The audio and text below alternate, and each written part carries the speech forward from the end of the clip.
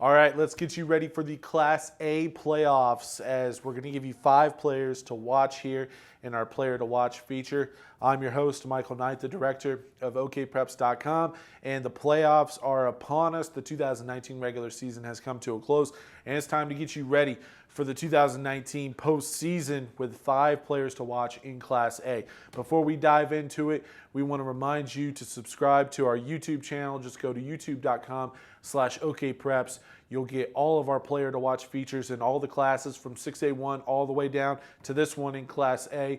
You'll also get all of our highlights throughout the 2019 playoffs, championship previews, everything video-wise that we do.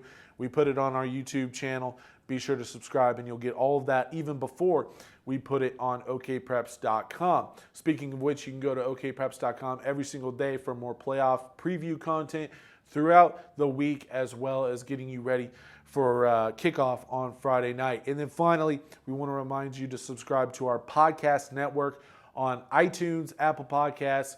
Just hit subscribe. Doesn't cost you a thing, and you'll get all of our podcast content throughout the 2019 playoffs as well.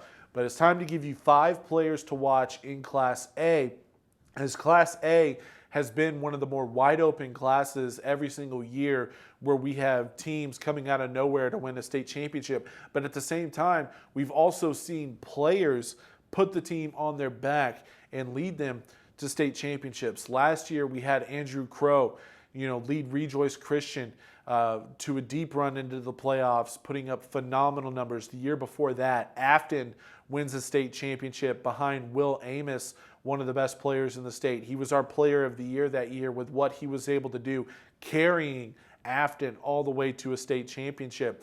Hominy was Zaven Collins. Zaven Collins, now a star at TU. Before that, he was leading Hominy to a state championship. So in Class A, you just need one guy to really put yourself in a position to win a state championship. And we have 5 guys here that could end up taking their team all the way to a gold ball in Class A. We're going to start alphabetically, as we do every single time with these Player to Watch features.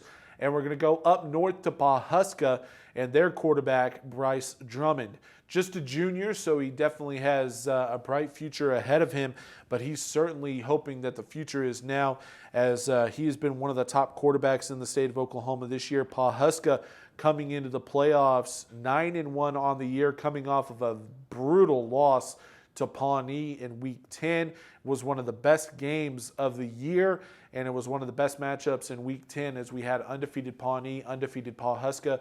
Pawnee comes on the other end with a 46-40 victory, but yet Pawhuska, despite being the 2 seed coming into the playoffs, that is still a very dangerous team, and Bryce Drummond is a big reason why.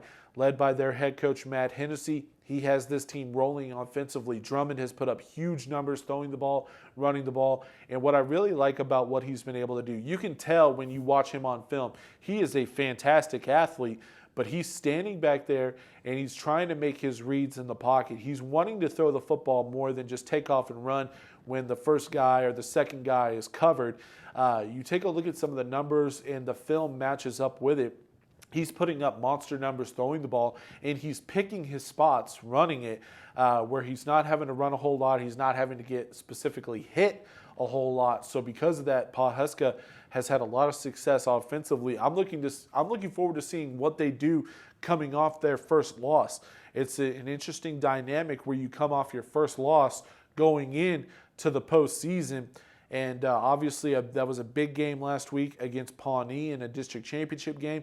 But you got to erase that now, as it's win or go home. And so for Pawhuska, while they certainly wish that they would have been the 1 seed going into the playoffs, they can do plenty of damage from that 2 seed. They have one of the best offenses in the state, led by their junior quarterback in Bryce Drummond. We're going to stay at the quarterback position and go to another team that unfortunately is coming into the playoffs off of a loss. Minco and their quarterback, Calvin Russell. Minco with a big Week 10 matchup against number 1 Cashin. Another matchup where you had undefeated versus undefeated, district championship on the line. Minco comes up short against the top-ranked Wildcats, but Minco certainly comes into the playoffs as one of the more dangerous teams in Class A. Calvin Russell, a big reason why. Minco has a lot of players. When you look at what they've been able to do this year on film, statistically, they have a lot of guys that kind of stand out, but Russell, he's been so efficient with the football at the quarterback position. He's thrown for a lot of touchdowns, and he just simply does not make mistakes. You take a look at what he's been able to do this year, and he does not make that critical mistake that ends up hurting you. That's a big reason why they were undefeated going into Week 10 against Cashin. They played some of the better teams. Their schedule was extremely tough early on. They were playing some of the better teams in Oklahoma, and that district that they're in is always one of the tougher ones as well. So you have Calvin Russell leading Minco, similar to Bryce Drummond at Pawhuska. Russell and Minco now in bounce-back mode after a tough loss in Week 10. And could that end up making Minco more dangerous going into the postseason? This is one of the teams that are always one of the better ones in Class A, yet they haven't taken that next step to make it to a championship game, to contend for that state championship. Calvin Russell and Minco certainly want to change that this year. Another player that is making his name at the quarterback position, but we have him listed as an athlete because the dude does whatever he needs to do to help his team win. Wayne athlete Ethan Mullins, statistically, one of the best in the state. Look at what he's been able to do running the football, and it's pretty easy to see why he's on this list. He's run for more than 2,000 yards. Week in and week out, we put out a Player of the Week poll, and every single week, we either put in Mullins or he's just left out on the poll after putting up, ridiculous numbers every single week. I want to see what he does, in the bright lights in Class A, and we mentioned some of these guys that, a couple years ago with Will Amos, putting Afton on his back. Afton had been a team that, wasn't a state championship contender. I mean, you've seen what has happened, unfortunately, since then. They've had a couple losing seasons, and, it's been one of those teams that, they're no longer a state title contender, but you have that one player that comes along and leads you to a state championship. I'm not saying that Ethan Mullins is the next Will Amos, but I am saying he's been able to carry Wayne this far, and he's been able to put up some stupid, ridiculous numbers to this point. So I wouldn't be shocked if he continued his progression into the playoffs and make another potential run, win a couple of games, and then after that, you're playing with house money. You get to the quarterfinals, the semifinals, anything can happen, and you would rather have a player like Ethan Mullins who can completely change a game by himself and put up those ridiculous numbers and have kind of the performances that he's had so far this season. I wouldn't be surprised if they win a couple of games and potentially make a deep run led by their star quarterback. We stay at the quarterback position. In fact, full disclosure, all of these guys are QBs. That's just what ended up happening. Didn't mean for it to come out this way. I wrote down the 5, and then afterwards I was like, all 5 of these guys play quarterback. But a guy who had a breakout season last year, he returned this year and had Stroud as one of the top teams in Class A, is their quarterback, Gran Telluric. He had a breakout season last year for Stroud, leading him to the playoffs. They came up short, losing, I believe, in the quarterfinals.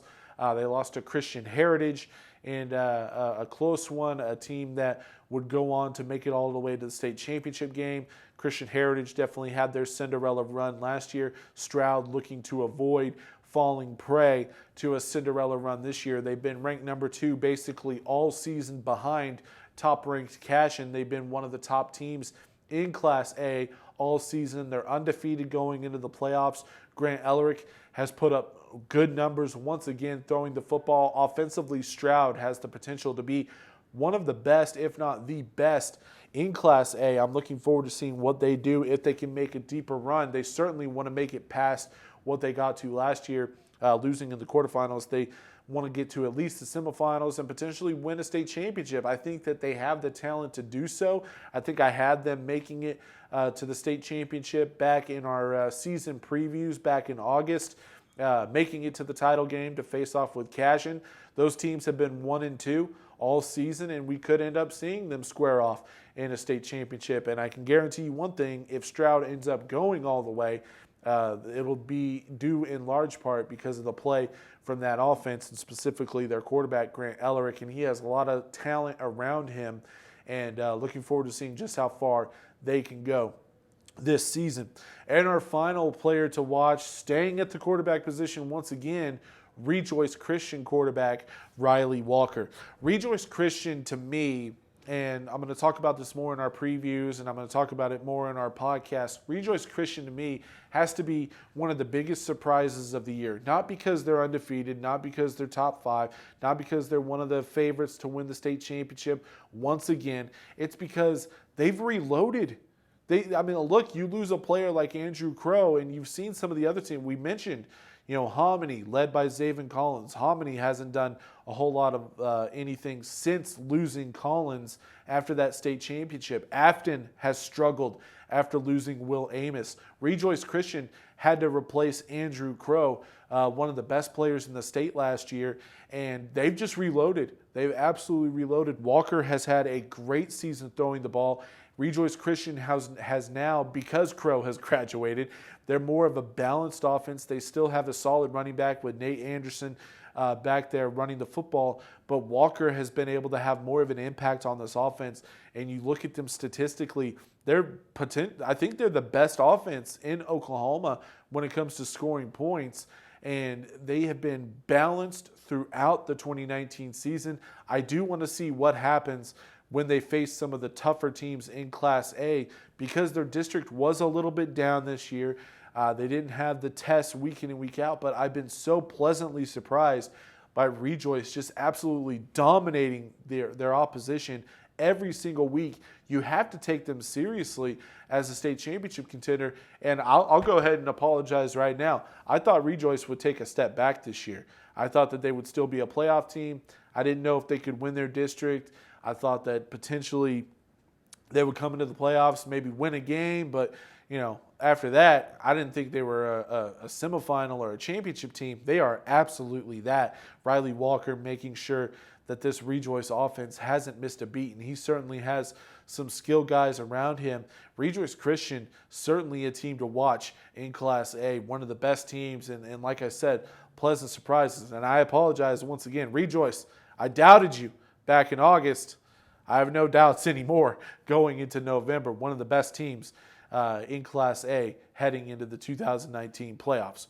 All right, that does it. That's 5 players to watch here in Class A. Be sure to subscribe if you haven't done so already to our YouTube channel. Just go to youtube.com/OKPreps. Hit subscribe and you'll get all of our player to watch features as well as all of our video content, whether they're highlights, championship previews on down the line.